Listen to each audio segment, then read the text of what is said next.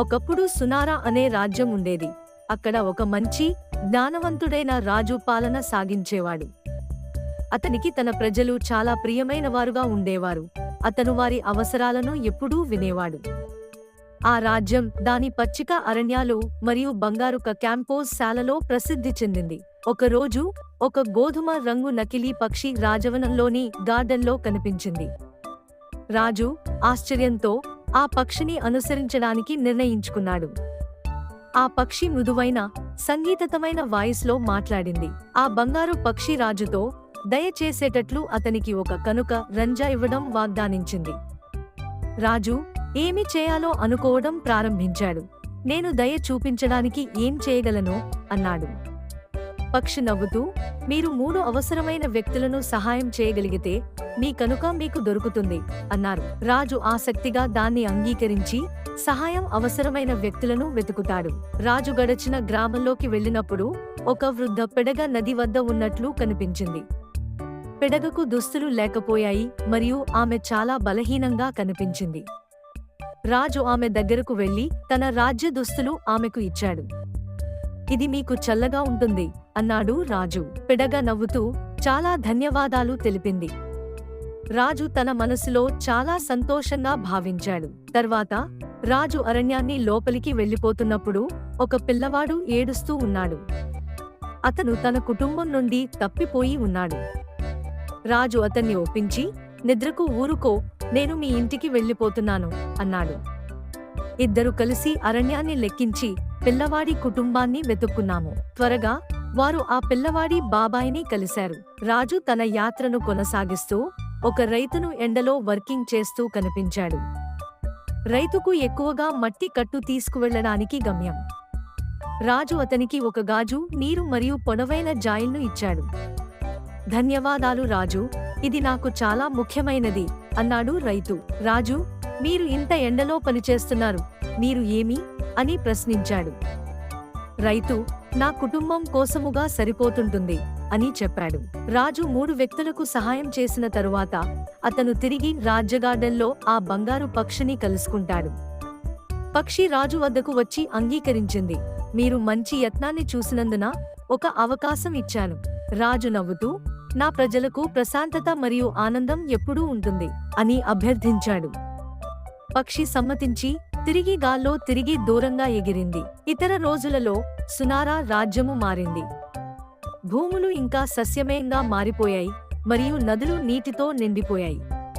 ప్రజలు ఆనందంగా ఉన్నారు మరియు రోడ్లలో నర్తనలు మరియు గానాలు వినిపిస్తున్నాయి. రాజు నేడు ఉన్నది చూసి ఆశ్చర్యంగా అనిపించింది. అతనికి మేము ఇచ్చిన కృతజ్ఞతకు ఆనందంగా ఉన్నాడు. ఒకరోజు పక్క రాజ్యం నుండి ఒక యువరాజు సునారా రాజ్యానికి వచ్చినాడు. అతనికి, మీ రాజ్యానికి ఆనందం ఎటువంటి రహస్యం అన్నాడు. రాజు నవ్వుతూ, రహస్యం దయలో ఉంటుంది. మీరు ఇతరులను సహాయం చేస్తే ఒక ప్రపంచం ప్రేమతో పరిపూర్ణమవుతుంది అన్నాడు. యువరాజు దయతో గొప్పగా పెరిగినందుకు నా రాజ్యానికి సంతోషాన్ని నింపుతాను అని ప్రతిజ్ఞ చేశాడు. ఆ రాత్రి రాజు తన కిటికీ వద్ద ఉన్నారు. ఆయన తన గత సందర్భాలను, భవిష్యత్తుకు కావలసిన వారిని సమీక్షించారు. అతను గ్రహించాడు, సమస్యలు ఏమైనా వస్తే సహాయం మరింత ముఖ్యమైనది. అతనికి సందీపనలు చాలా బాగా అర్థం చేసుకోగలిగింది. అప్పటికే పటమంలో పలు గొప్ప ఆశయాలు ఉన్నారు. ప్రజలు, కలుపు, మరింత కార్యాచరణలందుకని పరిశుభ్రతగా ఉండటమే. ఒకరోజు సునారా రాజ్యానికి ఒక భ్రామక గురువు వచ్చాడు. అతను బాగా పెద్ద వయస్సులో ఉన్న వృద్ధుడు, పెద్దగా పెరిగిన గడ్డం కలిగి ఉన్నాడు. అతను తన కుడి చేతిలో ఒక కత్తి మరియు చిన్న చొక్కాతో రజరాజు దగ్గరకు వచ్చి, నేను మీ దయ గురించి వినాను రాజా సునారా. నేనేమి నేర్చుకోవాలని మీ వద్ద చేరాను అన్నాడు. రాజు అతన్ని పసందుగా తీసుకున్నాడు. అతనికి భోజనం మరియు ఆశ్రయం ఇచ్చాడు. గురువు నవ్వుతూ, ఇటువంటి వృత్తి ధర్మంతో కొంతమంది సహాయం లేకపోవడం లేదు అన్నారు. గురువు రాజు యొక్క చర్యలను దగ్గరగా పరిశీలించి అతనికి అడిగాడు, మీరు ఎలా స్పందిస్తారు? ఒకరైతే మీకు మోసం చేస్తారు. రాజు కొంతకాలం ఆలోచించి, నేను ఎప్పటికీ సున్నితంగా మరియు సంతోషంగా ఉంటాను. వారు నాకు అసంబద్ధంగా ఉంటే అన్నాడు. గురువు అంగీకరించి, ఇది నిజమైన జ్ఞానం మార్గం అన్నారు. రాజు గర్వంగా నవ్వాడు. కొంతకాలం తర్వాత యువరాజు సునారా రాజ్యానికి తిరిగి వచ్చాడు. అతను తన స్వంత రాజ్యంలోని ప్రజలు ఆనందంగా మరియు ప్రగతిని సాధించారని చెప్పాడు. మీ దయ నాకు ఎంతో నేర్పింది అన్నాడు యువరాజు. రాజు అతన్ని తిరిగి స్వాగతించి అతనితో తన అనుభవాలను పంచుకున్నాడు. ఇది నిజంగా ఒక గొప్ప విజయం అన్నాడు రాజు. యువరాజు విజయం గురించి ప్రేరణ పొందిన రాజు సునారా ఒక కొత్త ఆదేశాన్ని జారీ చేశాడు. నా రాజ్యంలో ప్రతి ఒక్కరూ ప్రతిరోజు కనీసం ఒకరికి సహాయం చేయాలి అని ప్రకటించాడు. సునారా రాజ్యంలోని ప్రజలు దానిని ఆసక్తిగా స్వీకరించారు. వారు ఒకరిని సహాయం చేయడానికి సిద్ధంగా ఉన్నారు. రాజ్యం మరింత బలపడింది. కేవలం ధనం మాత్రమే కాదు, ప్రేమ కూడా పెరిగింది. ఇది ఇతర రాజ్యాలకు ఒక ఆదర్శంగా మారింది. ఒకరోజు బంగారు పక్షి మళ్లీ రాజ్యంలో కనిపించింది. ఇది రాజుకు తుదిమాట ఇవ్వడానికి సమయం వచ్చింది.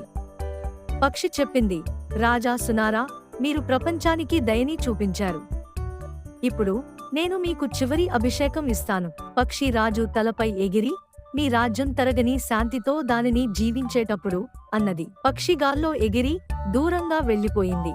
సమయంతో సునారా రాజ్యం ప్రజలు రాజు సునారా చూపిన మార్గాన్ని అనుసరించి జీవించడానికి, ప్రతి ఒక్కరూ ఒకరికి సహాయం చేయడానికి సిద్ధంగా ఉన్నారు. రాజ్యమంతా దయలోపలే ఏర్పడినట్లు గమనించబడింది. వారు తమ కృతజ్ఞతలను రాజుకు తెలియజేసే సందర్భంలో ఏదైనా సందర్భం ఇవ్వకుండా వారంతా ఒక కృతజ్ఞత లేఖలు రాశారు. రాజు ఈ ప్రేమతో గర్వంగా భావించాడు. రాజు సునారా వృద్ధుడు కావడంతో అతను తన పిల్లలతో మరియు వారసులతో తన జ్ఞానాన్ని పంచుకున్నాడు. మీరు నా వారసులుగా ఉంటే మీరు ఎప్పటికీ దయతో పాలన చేయాలి అన్నాడు రాజు. అతని పిల్లలు, మీరు చెప్పిన మార్గంలో పాలన చేస్తామని అన్నారు. రాజు నిద్రలో శాంతిగా మరణించారు, తెలుసుకుని అతని రాజ్యం మంచి చేతుల్లో ఉందని. రాజు మరణించిన తరువాత అతని పిల్లలు రాజ్యాన్ని పాలించేందుకు వాడారు. రాజ్యంలోని ప్రజలు ఎప్పటికీ దయతో సహాయపడుతూనే ఉన్నారు. రాజ్యం మంచి ప్రగతి పొందింది. ప్రజలు రాజును శ్రద్ధగా గుర్తుంచుకుంటున్నారు. ప్రతి సంవత్సరం రాజు మరణించిన రోజు వారు రాజును గౌరవిస్తూ స్మరించుకున్నారు. బంగారు పక్షి ఆకాశంలో ఎగిరి ప్రజలను ఆశీర్వదించేది. తరచుగా తరాల నుండి రాజు సునారాను పిలిచే కథలు పిల్లలకు చెప్పబడింది. అది పాటల ద్వారా, కథలు ద్వారా మరియు నాటకాల ద్వారా భారతీయ ప్రజలకు చేరుకుంది. ప్రజలు ఎప్పటికీ దయను అనుసరించారు, శాంతిగా జీవించారు. బంగారు పక్షి ఇక కనిపించలేదు, కానీ దాని వారసత్వం ప్రజల హృదయాల్లో ఉండింది. సునారా రాజ్యం ఇప్పుడు అందరికీ నిజమైన ఆనందానికి చిహ్నంగా నిలిచింది. అసలు సునారా రాజ్యం చాపల్యంగా సుభిక్షంగా కొనసాగింది. ప్రజలు ఎప్పటికీ దయను గుర్తించి ఆనందంగా జీవించారు. రాజ్యం ఎప్పటికీ ప్రేమ, శాంతి మరియు ఆనందంతో నిండిపోయింది. రాజు సునారాను గుర్తించడం ప్రజలకు దయపై ఆశను ఏర్పరిచింది. బంగారు పక్షి ఈ విధంగా ఎప్పటికీ వారిని ఆశీర్వదించింది. రాజ్యం నిత్యం శాంతితో విస్తరించేది. Please subscribe to our channel.